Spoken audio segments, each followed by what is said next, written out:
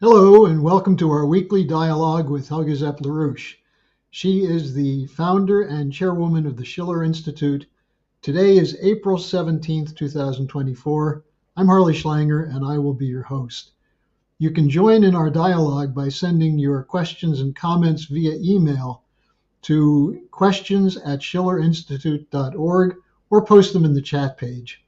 Now, Helga, the first question I have is from a regular participant in these webcasts who wrote, as the war hawks in the Biden administration and Congress are scrambling to get a supplemental funding bill passed to allocate more money for war, you convened a conference last Saturday to discuss how diplomacy and dialogue could end the conflict in Gaza and achieve a mutually beneficial development plan which could serve as a model for lasting peace. How do you think the conference went, and where do we go from here?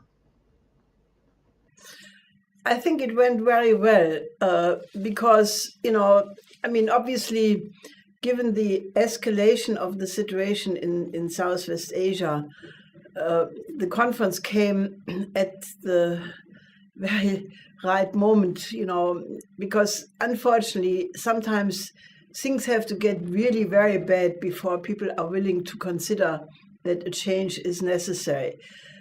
So let me just use the opportunity to tell you where I think we stand in the Middle East or Southwest Asia.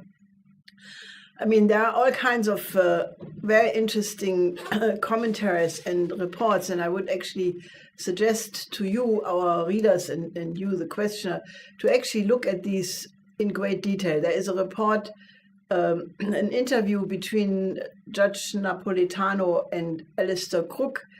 There is a very interesting interview and article by Scott Ritter and McGregor and others. And I think if you evaluate all of these together, then it is very clear that it is the opinion of these extremely, well educated military men that we have reached a point where Israel is clearly confronted with a situation where a change is necessary. And, I think the Oasis Plan in that moment is showing Israel a way out. Because as several of these commentators mentioned, Israel did not accomplish what it had set out to do. Hamas is not destroyed. The Israeli reputation in the world is severely damaged. The whole situation is practically hopeless. And after the Iranian attack with 300 drones, missiles, cruise missiles, a new situation has arisen. And I think Scott Ritter in particular, who after all was a weapons inspector, and therefore I trust his judgment quite a bit in this respect, he makes the point that following the deployment of these different objects ranging from slow moving drones, which go, need 3.5 hours to reach their goal. These were meant primarily for mapping of the Israeli air defense, which he claims and others claim that this was thoroughly accomplished. But then, despite the fact that the US, maybe the British, but especially the US and Israel, had the most sophisticated missile defense systems around these air bases in the Negev desert, both, located nearby, but also on ships, possibly on airplanes. And it was nevertheless possible for 9 Iranian missiles to penetrate this missile defense and had impact on these air bases. And Scott Ritter makes the point that that means that the entire myth of US ballistic missile air defense systems is practically ruined, because that, if the Iranians can do that, when you have the most developed and most sophisticated American and Israeli missile defense, then that can be replicated anywhere, that at no point in the world are these systems protecting whatever they're supposed to protect, including US ships in the Pacific. Now, and he says this is a stalemate, and, obviously until the United States develops weapon systems which are even superior to those combinations of systems which obviously the US, the Russians, the Chinese, the Iranians, and possibly others have, that there is a stalemate and that this has strategic implication. Now, I find this very interesting because this for sure will add to the sense of being vulnerable in Israel. And, therefore, I think, obviously, McGregor, who is, after all, one of the key military experts as well, he says that there is the danger that Israel would use nuclear weapons in the coming confrontation with Iran. And obviously that would mean complete Armageddon. Now, the alternative very, very clearly is to say, okay, let's really go to a completely new paradigm.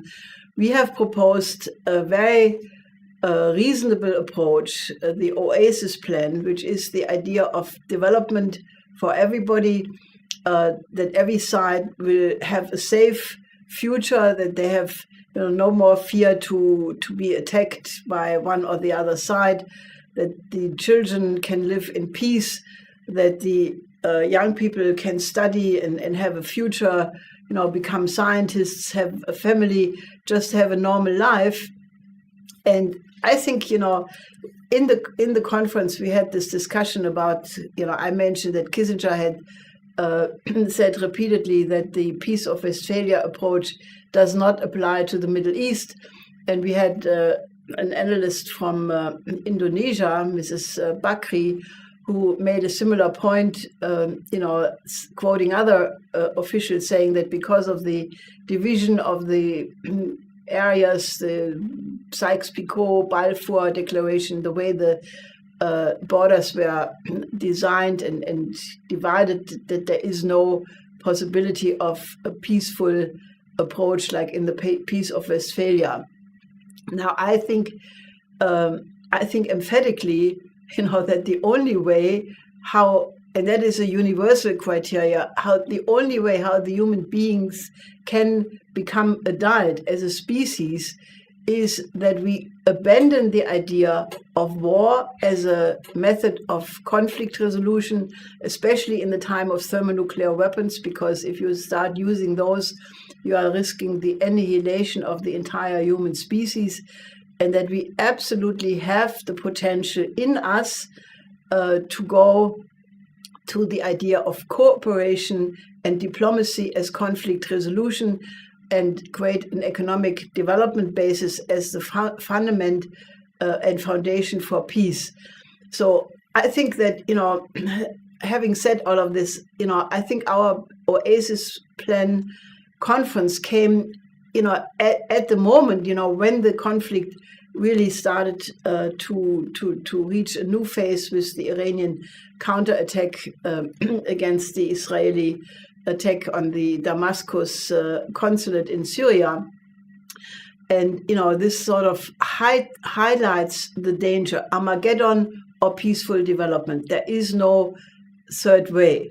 And I think we have reached the end of the road in that respect. And I think that is why I think this conference was extremely important, and why I think it was an absolute success, because, if you look at the different speeches, in the course of the discussion, I think 3 countries, or the diplomatic representatives of actually 4 countries, endorsed the Oasis Plan.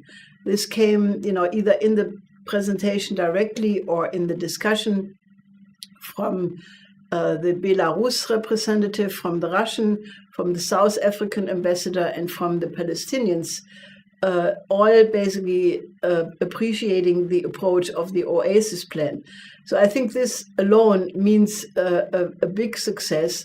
And naturally, we don't stop here. We have produced, in the meantime, actually in a crash program, and you should you should really thank our collaborators of the Schiller Institute who worked really overnight to make all of this possible. We produced a short version of the 7 hours conference. It's about 1 hour, which has some of the most important quotes and excerpts.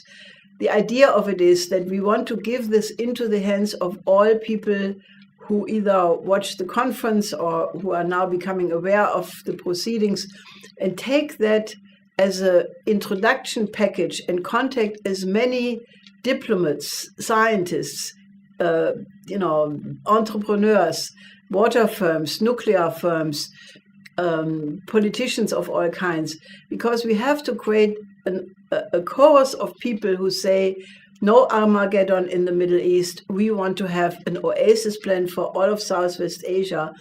And, so take this package, this 1 hour video. You can add the invitation. We have written an excellent overview article about the conference. So take the overview article, which you find on this website, and the video, and then help us to spread it as widely as possible, both naturally in countries and institutions of Southwest Asia, but also beyond that, because I think we need a mood change in the way how we approach politics. And I think the Oasis Plan provides an excellent approach to try to get the world from the brink of thermonuclear destruction.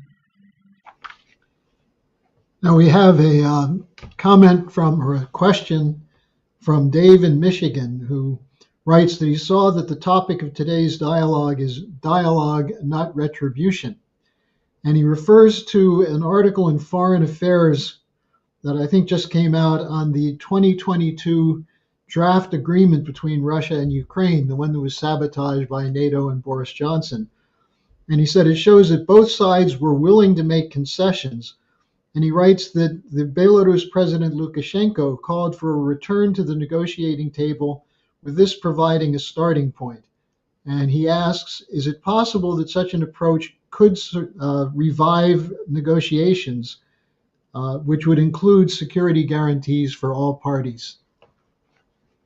I think absolutely yes. Now, it is quite interesting because obviously the fact that Foreign Affairs comes up with this idea, echoing what Putin and Lukashenko discussed just a few days ago, is obviously due to the situation in the U.S. presidential election campaign, where it is clear that Biden can not really afford to supply more weapons to Ukraine because the population doesn't want this anymore. The whole thing is completely stuck in the Congress. And so I think that there is clearly a sign coming from the United States that it's not convenient to continue this Ukrainian war, all the more because it's obviously reaching an extreme point of difficulty, where some people even say that it may soon end with a catastrophic defeat of Ukraine. Now, I think this is very good. I think in March there was an agreement between Zelensky and the Russian government, mediated by Turkey. And basically, as Putin subsequently revealed in his discussions with Africans visiting, this in great detail was worked out, and then it was sabotaged predominantly by Boris Johnson, who flew into Kiev and said, no, keep fighting, we are backing you up all the way. And if you think how many people lost their life in the meantime, it is really a tragedy. And the best thing you can do is to say, okay, let's go back to these negotiations and try to really come to an agreement. And there again, the economic development as a way to reconstruct Ukraine and hopefully integrate it into a larger cooperation in the context of the BRI, connecting Europe and Asia. That would be the way to solve the problem. Okay, you're listening to Helga Zepp-LaRouche. We have some time for you to send in your questions. I have a number of other questions for you, Helga, but send them to us at questions@schillerinstitute.org. Now, this is a question from Carrie in Walnut Creek, California, who writes about, it basically expresses anger that the Berlin police shut down a Zoom conference of support for Palestinians and arrested some participants. And he asks, why would they shut down the conference in Berlin? And then he asks whether the International Peace Coalition and the Schiller Institute, why you're not working with the sponsoring organization behind this, I think connected to Yanis Varoufakis. Well, the police obviously acted on instruction of the government.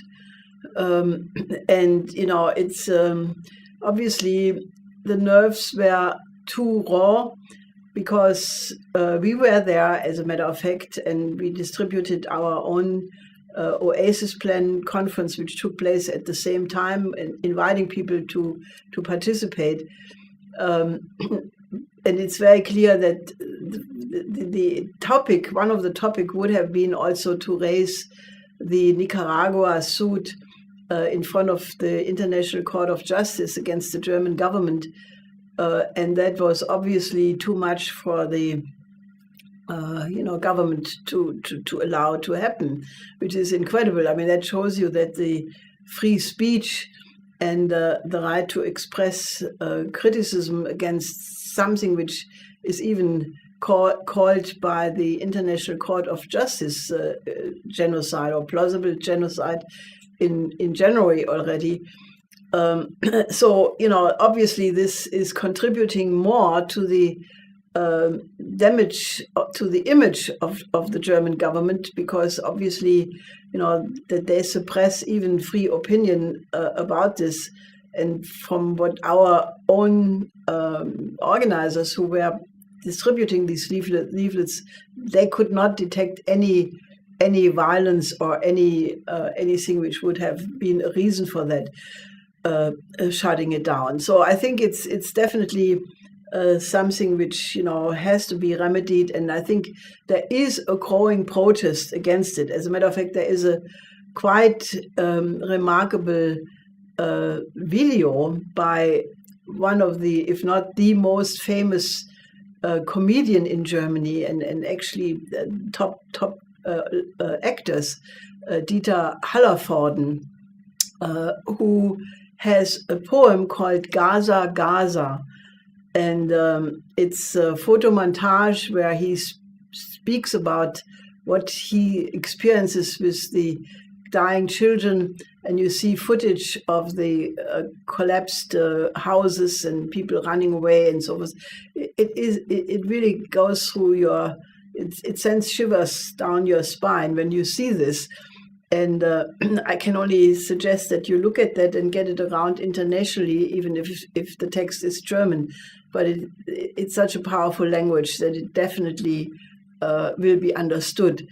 So other than saying that we are open for anybody, we did reach out to some of the organizers. And it's not that the IPC does not want to talk to them. It's that we invite really that we have to unify the peace movement internationally, given the fact that, the civilization has never been in such an incredible danger like right now. And as we said from the very beginning, all world citizens of the world have to unite to conquer this danger. We have a couple more questions on Germany, Helga. I think people are interested in what you think as a political figure, not just internationally, but in Germany. Someone writes of the Chancellor Scholz went to China, took a large business delegation with him, and they asked the question, is this a sign of opposition in Germany to the EU policy of de-risking or decoupling from China? I would say definitely yes. This trip was mixed, it started not so well because he went, even so, I think, frankly, that is not the key point, but he went to Chongqing, first, this is the largest city of the world, 24 million inhabitants, and a lot of the German high technology firms have invested there. So he went to this. Then it got interrupted because there was a G7 internet conference because of the crisis with the Iranian attack against Israel. So he was distracted. He could not follow through with all of his planned agenda. But then when he went to Beijing, he had a 5-hour meeting with Xi Jinping, lunch and, normal political discussion. And that really, I must say, was really lifted on a higher level by Xi Jinping in what he said. He said, that the second and the third largest economies of the world, they have to work together, not only for the sake of the two countries, but for the sake of all of humanity. And that given the fact that these two countries have contributed extremely much to the development of humanity, China with the Confucian tradition and, Germany with Schiller and Beethoven, that there is no reason for any hostility between these two countries and that they must work together for the common good of the whole world. So I think altogether this went very well given the environment, which is obviously not exactly favorable to such an approach. And, I'm absolutely convinced and certain that the German industry representatives, the CEOs of some of the largest firms, were quite an important factor, and they are for sure against de-risking. Because, they know perfectly well that it does not function, that in a highly interwoven economy, that if you de-risk, you just cut yourself and you shoot yourself in your own foot. I mean, the reality is China is connected to, it's not just China. China is connected to the global south, the global majority. This is by now 70% of the world GDP is represented by the global south, the global majority, which are 88% of the world population. So Germany, being an export nation, absolutely cannot afford to be decoupled or de-risked, given the fact that for a variety of reasons, the German economy right now is in a free fall. So for Germany, China is an absolute anchor of stability. And I think it would be much better if the United States would also stop their geopolitical confrontation and just cooperate, and we could solve all problems of the world together nicely. But, I think I'm quite, I'm not exuberant because it could have been even better, but I'm quite content with the outcome of this trip under the circumstances. I have one more question for you on Germany.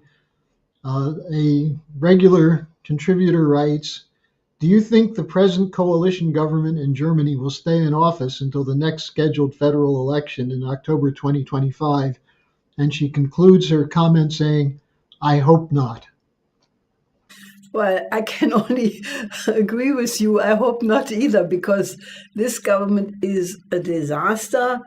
I think they are running Germany into the ground, against the wall. It's absolutely impossible. And I just read a recent poll that the Greens, fortunately, now have gone down to only 12%. I mean, that's almost halving their support, and I think another 2 times halving more would be adequate so that they wouldn't get into the parliament anymore. And I can only say any Green voter, whoever voted the Greens, should look at what has become out of this Green party, the warmongers par excellence. They're just NATO spokes things, or whatever the word is, I mean, I don't want to say in English you can't do this, but in Germany with the genderization, you have to say, voters. In English, it doesn't work this way. In any case, I think they should definitely get more into fights, and there should be new elections as quickly as possible. Now, I have a question from the United States, where, as you know, there's been incredible acrimony in the Congress both between Republicans and Democrats and within each party over such things as the Ukraine aid, the funding to Israel, and also the renewal of the FISA surveillance court. So the question is, why would Republicans vote to renew the FISA surveillance bill, knowing that it was used to target Donald Trump with fake evidence from the FBI? Well, because I think most political issues right now are, detractions. Because what should people be concerned about? They should be concerned about that the United States is also in an existential crisis. I don't want to comment on internal politics in the United States in the middle of an election campaign, but both candidates are not exactly promising a change in the overall policy. Naturally, the Trump voters probably think that there would be a big change, but I think that there are so many distractions that we are right now at the point of not even getting to the election campaign. If this thing, what I mentioned in the beginning, the crisis around the Middle East is taking the wrong turn, and there I cannot see that any of the candidates has a policy which would make a difference. Not even Kennedy. I mean, it's a catastrophe. So therefore, I think the most important thing is not all of this, but it is the campaign for the Senate of Diane Sare in New York and for Congress of Jose Vega in the Bronx. And, I would urge all our viewers right now, look at the Diane Sare and the Jose Vega campaign, because they represent some real change for the future of the United States. And, if Diane can be voted into the Senate, the Senator of New York is an extremely important position, which can become a rallying point for all reasonable forces in the United States who want to have a real change for the better and a return to the principles of the American Revolution. So I can only say, Diane and Jose are the two people representing hope for the future of the United States. And you can find out more about the Sare campaign by going to Sare for Senate. I had the good fortune of doing a 1-hour radio interview with Diane in Utah, and she's really challenging the way people are thinking. And that brings me to the next question, which coincidentally comes from Utah, a regular listener. And it's to you, Helga. She writes, "You said last week there must be a change in thinking if we're going to change the country. I've been disgusted by the media coverage of the Iranian attack on Israel, which seems to be focused on who came out best, who won." And she said, "Treating matters of war and peace like it's a sporting competition, this seems to be an example of what you meant by the need for a change in thinking. So could you say more about what you mean as the necessary change?" Yes, I mean, it is a fact that the media on both sides of the Atlantic, because in Europe and in Germany, it's the same thing. They only talked about the Iranian aggression against Israel, not mentioning at all the Israeli attack on the embassy in Damascus or the consulate in Damascus on April 1st. And that way, you completely distort the truth, and it's like, the unprovoked war of aggression against Ukraine, the unprovoked war of Iran against Israel. I mean, all of these things have a history, and if you blend that out, you're really turning black into white and white into black. Anyway, I just had to say that. Now, what I mean by the completely cognitive jump, a new way of looking at things. I mean, if you look at it from bottom up, you can say, oh, the other person has an ugly nose in the middle of the face, and it's not even the middle, it's slightly to the side, and it's crooked, and your eyes are ugly, and your head is disgusting. If you treat a country like that, and I'm using that as a metaphor, you can start World War III with anybody. I mean, you can start World War III with your neighbor, with your family, or you can take the approach and say, okay, I can see you have tried and there is a potential, and why don't you do it like that? And you give the person an idea, and the person picks up on it and grows on it and makes something beautiful, and all of a sudden unfolds a creative spark which was not there before. And you interact with each other in this way. You build friendship, you build a growing relationship, you're expanding diplomatic joy between countries. That's what I mean. If you proceed from the idea that man is good by nature, therefore naturally the other country is also good by nature. With other words, you treat the citizens of other countries not as enemies, but you treat them as potential friends, and you do everything that they become friends, and then they will become friends. I mean, I had the fortune in my life to travel, not hugely, but more than most people. I traveled to, I didn't count it exactly, but probably something like 50 countries at least. And I know some of them quite well. So what experience did that leave me with? That to discover another culture is absolute joy. You discover something which enriches you because it's not in your own tradition, because that's why the Creator made so many nations. I'm putting it in this form.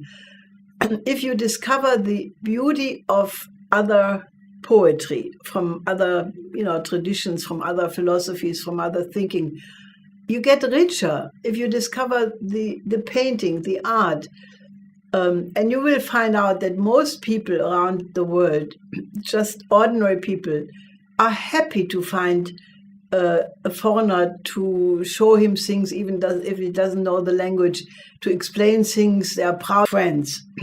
And if you are a country, well, I do not believe in this stupid saying by this evil guy Churchill that countries have no friends, they only have interest. That's a whole bunch of BS. I have to watch my language. It's just not true. You can have friendship among countries. And I think, the African countries will tell you immediately that they are friends with China, that many of them are friends with Russia. Why? Because they got support in extremely difficult situations of their own history, and they are thankful. And so I just think that what we have to do, either we go to World War III, and we are really at the point where that could happen more easily than I don't even want to think about it. So in front of such a danger, we must make the jump to say we are the one humanity, because only if we think that way will we survive. So let's think about the one mankind first, and then go to all other issues from that perspective, and then we can find a solution to all of them. And I think that this whole idea of more weapons and more sophisticated weapons and so forth. Just think about all the economic potential which is wasted in military production, and how much we could turn the world into a garden if we would retool these industries, use their R&D capabilities, transform them into civilian production for healthcare, for education, for just make life beautiful for all people on this planet. And that would be quite easy. And even the people who think that they lose all this profit probably in the end would be happy not to be memorized as monsters, but that they made the important step to change a system when it clearly had outlived its usefulness. Well, Helga, I think the other thing is people could go to the Schiller Institute website and download your 10 fundamental principles for a new security and development architecture, which is essentially what you just described, that it's a very useful dialogue that you're having with all of the viewers on this question of the change in paradigm requires a change in each of us individually. Now, in that, let me just finish with this question from our friend Bernie, who asks if you can just mention the uh, application for Palestine to have full membership in the United Nations. The U.S. is preventing this with its veto. Your comments on that. And also, he asks, what about the possibility of bringing Palestine into the BRICS alliance? Well, I think tomorrow is actually in the UN Security Council. I think it's the UN Security or the UN General Assembly. No, I'm not sure. There is actually tomorrow the discussion about the application of Palestine as a state. And I can only hope that the vote will be overwhelmingly in favor. I can only hope that the US representative has a stroke of genius all of a sudden and at least goes for an abstention, because if the United States continues to block that, the world opinion is already turning against those who are not working to stop what is going on in Gaza, which is one of the worst atrocities in the history of mankind ever. And, I think the United States and the countries who are siding with the United States in this are going to be isolated, and the memory of that will be there for generations and centuries to come.